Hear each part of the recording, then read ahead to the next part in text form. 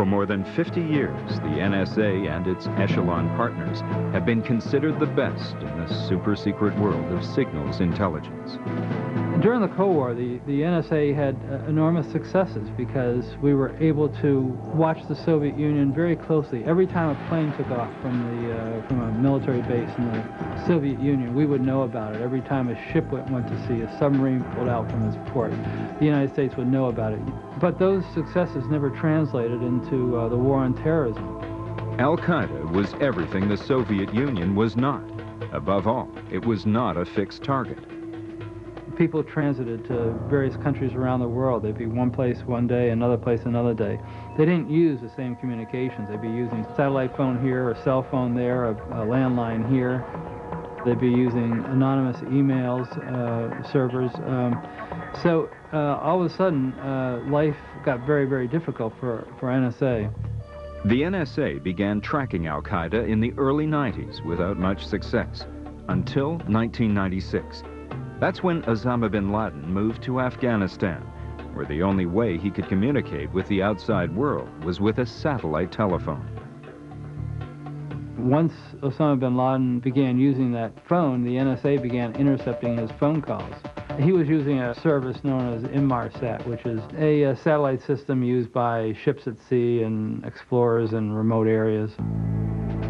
We identified Osama bin Laden's telephone number as well as the telephone numbers of his other senior associates, some of whom were, based in Afghanistan, but others were living in Britain or Yemen, and we were able to, by identifying his key lieutenants and their telephone numbers, we were able to monitor their communications throughout much of the late 1990s.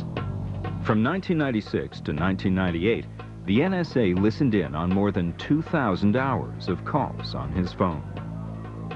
During the 2 years that we monitored Osama bin Laden's satellite telephone communications, we used those intercepts and the intercepts of other Al-Qaeda leaders to foil a number of terrorist attacks overseas.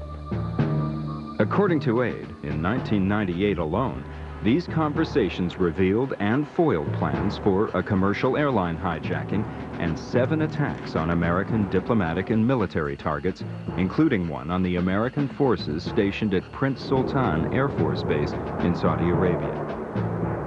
That was particularly significant since the NSA had failed to discover Al-Qaeda's plan to attack the Khobar Towers in Dhahran, Saudi Arabia in 1996. 19 American soldiers were killed. And in that particular instance, there was no intelligence warning prior to the bombing that would have allowed, Washington to prevent it from happening. In this case, the intelligence was there, and we were able to prevent the bombing.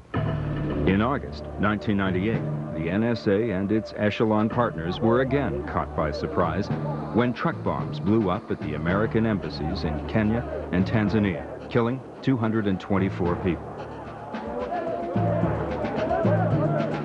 2 months later, intercepts from Osama bin Laden's phone revealed he planned to meet with his top commanders at a training camp in Khost, Afghanistan. The U.S. attacked the camp with cruise missiles. Osama bin Laden, however, escaped and soon stopped using the phone.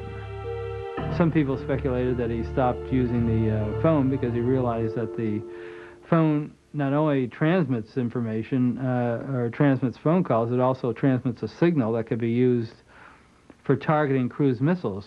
2 years later, Al-Qaeda attacked the USS Cole in Yemen, killing 17 Americans.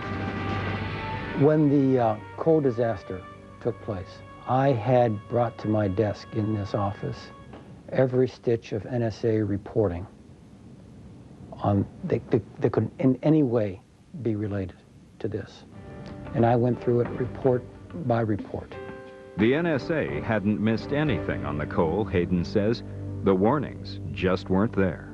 I can't guarantee you, in fact, I would refuse to guarantee you, that even if we are at the top of our game, that ill things won't happen to Americans.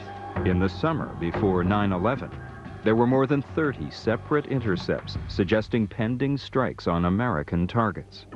And the people whose communications were intercepted were purposely talking in a vague way. Referring to specific aspects of the operations with phrases such as, the refrigerator will be delivered tomorrow, which is an actual phrase from an intercept.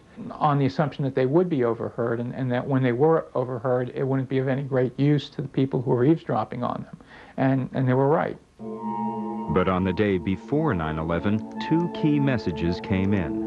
The match begins tomorrow, and tomorrow is 0 hour.